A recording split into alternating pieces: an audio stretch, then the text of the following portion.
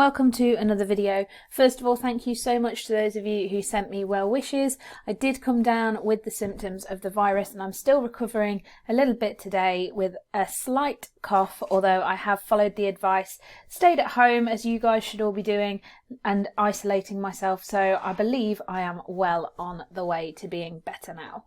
What we're going to do today is have a look at the final episode, the final video on Luther so far before I start looking at the Sweeney, which will be on props used within the Luther episode. Before we get started though, we do have a couple of shout outs, so big shout out to Lissa and also to Emily. If you guys haven't had a shout out yet and you would like one, stay tuned to the end of the video to find out how to get one. So, props then.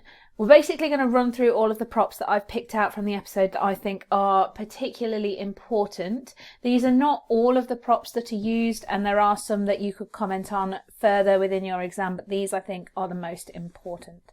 So we start off with the metal pipe, which we see right at the beginning of the episode. It's used by Madsen, but it gives us a little bit of enigma, because we don't know whether he's using this to defend himself or because he is the villain himself. We then have the manila folder, which is used within the car when Ripley and Luther are sort of talking about the Alice case. Now this is conventional to crime dramas because we tend to see the detectives looking at files on crimes or suspects, but it is kind of old-fashioned given that this was recorded in a relatively modern time where technology would have been useful and used within the police force. So it gives us exclusive information predominantly, given that we're looking at this when we're inside the car with Ripley, with Luther. Nobody else is getting this information. We then also have evidence markers. I found this quite clever. So the evidence marker is that yellow sort of triangle of plastic that's placed next to or over a piece of evidence that is particularly important. Now normally when we see these evidence markers used within crime dramas, particularly in America, they will have numbers on them so that we know where evidence 1 is in a particular photo or evidence 2 is, and that links then to the bags that they're put into as well. The evidence markers in Luther don't have those numbers, but instead have an arrow pointing downwards. And what is quite interesting about this particular prop is that it points down towards the dog, which is then obviously revealed later on in the episode to be the biggest clue and the biggest piece of evidence to bringing Alice to justice.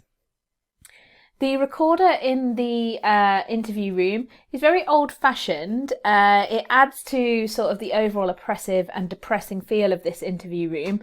Again, this is something that could have been modernised for the time, but it is very conventional to the genre. We also have a biro used when Luther and Ripley are at Alice's house, and Luther uses it to sort of unhook the earphones from the father's body. Now this, again, conventional, but it's also a very expected trope of the genre as well. So what I mean by that is that even though crime scene technicians are in the house at the time, the detectives who we see in crime dramas, not just Luther, always seem to unearth something that the crime scene technicians have missed, and their way of revealing it to the audience is to use a pen normally to uncover this, to lift it up, to point at it, because they're not allowed to touch it themselves, and so this adds a level of reveal to the audience. We also have a cup of tea used by Alice, and this is again one of those significant props. We get an extreme close-up showing her narcissistic qualities because we have an emphasis on her delayed reaction. The wedding ring we see twice, so the extreme close-up of Luther taking it off and putting it into his pocket emphasises the end of his relationship to Zoe, but we see it again at the end of the episode when he shows it off to Alice at the end, and again what that does is closes down the subplot. Now this subplot wasn't ever really established in the sense that we didn't know for certain whether Alice and Luther were going to get together, whether there was going to be a romance or not, but what this does do is really shut that down and bring it to a close, so there's sort of no possibility of that.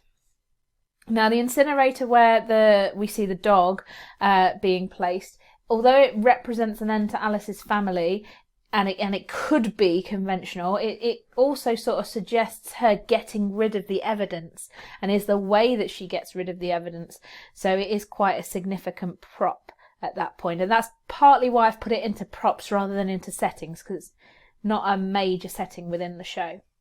Obviously that then also links to the urn. So we've got the extreme close-up of the urn in the bag as Alice has picked it up, and this is again showing its significance, but then it's also given pride of place in Alice's apartment on that sort of dresser, which could be representative of the fact that because it's key to solving the case, because this is where the evidence is, that the evidence is in a way hiding in plain sight. Okay, so the telescope and the black hole picture, again, this is one of those ones that I think is very, very clever. So both of the props sort of show how intellectual Alice is, but they also set her apart from the audience. So initially when we see her, we think that she's just like everybody else, but now we see that she's got this sort of heightened intellect, which does set her apart from the majority of the audience. The black hole picture in particular is very, very clever, and I think Alice sort of explains this within the episode. Black holes suck in any sort of matter that is surrounding them. So when you get a black hole in space, it really starts to suck in everything that's around it. And that's very similar to Alice drawing Luther in. So it's almost like Alice is the black hole. Now the police badges, obviously we would expect to see those within a crime drama, but they're not used as often as in other shows. So one of the things that you guys could do, if you wanted some work over this period where we're obviously not at school, but you didn't want to be doing written work, what you could do if you're studying Luther is to have a look at other crime dramas. Take a look at things like, so British crime dramas, you could look at Sherlock, you could look at things like Silent Witness, The Bill, all that sort of stuff, and that would sort of cover traditional and modern as well, and have a look and see how the police badges are used there. You could also then compare it to American crime dramas, things like CSI, NCIS, all that sort of stuff, so you can see whether they are used in a similar fashion or not. Luther tends to use his only when he needs the upper hand, so we don't see it as often in this as we would expect to. The hairpin, very important. Alice rolling the hairpin across her lips sort of shows how seductive she is, but it can also show how looks can be deceiving, because initially we look at Alice as somebody who's a victim, and then obviously that changes, and the hairpin itself looks very innocent, but is then used as a potential weapon against Zoe. Now the wig is something that could be considered part of dress codes or costume, but I've decided to include it in props because we don't see Alice in the wig for a sustained period of time. Now the colour of the wig is black, which connotes evil and death, but it's also this idea that Alice is linked to criminality because she's changing the way she looks, and also shows how easy it is for her to adapt in this sort of criminal setting. The images of the crime scene that are across Luther's desk, again, they're conventional. We would expect to see them within a crime drama. They're conventional to the genre in that sense, but they're also conventional to the narrative, because we would expect the police officers as part of this plot to be looking at those photos over and over again. The fact that they're spread out across the desk, though, comes across as being very overwhelming, but one of the reasons that they're spread across the desk is so that the producers can put clues for the audience into place without it seeming too obvious. So for instance, in this particular place, the image of the dog is centre in the frame, and again that suggests its importance because it really is that particular part of the crime that is crucial to Luther solving the case. To finish then, we have the gun. Now the gun is a common convention of crime dramas, but this gun has a sort of hidden twist, because the fact that it's plastic and can be broken down shows how Alice plans to get away with the crime. It's also crucial to solving the case, because when Reed lays it out on the desk, he points it, obviously not intentionally, but he points it towards the photograph of the dog. So again, is a visual clue for the audience in a way that they can solve this mystery at home. The knife that Alice has, knives are often in sort of crime dramas linked to crimes of passion. Now that could be attributed to the stereotype that women are more emotional, which is why Alice grabs it, but it also raises tension because in order to use this knife as a weapon, Alice has got to get close to Luther, and in order for her to get close to Luther, we need to have this sort of face-off between them, which raises the tension. Hopefully that was useful for you guys, and I've not been too intelligible through my croaky voice today.